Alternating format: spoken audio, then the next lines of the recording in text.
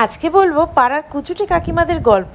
এই জন্য নিয়ে নেবো 2 কাপ আলু কুচি, 1 কাপ সুজি, 1 কাপ জল, হাফ কাপ আটা, পেঁয়াজ আর লঙ্কা কুচি দিয়ে ভালো করে মিক্সারে গ্রাইন্ড করে নেবো।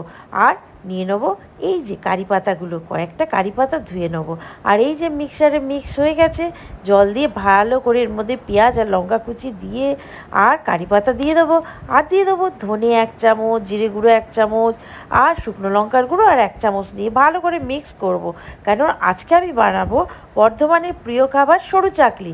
হ্যাঁ, যেটা বলছিলাম আর কি, এই যে কুচুটে কাকিমাদের কাজ হলো কাকারা অফিস বেরিয়ে গেলে প্রত্যেকের হাড়ির খবর নেওয়া, কার বাড়িতে কী হলো, কোন ছেলে কোন মেয়ের সাথে পালালো, হ্যাঁ কার বাবা কি বাজার করলো, কার মা কার সাথে ঝগড়া করলো, এই সব আর কি।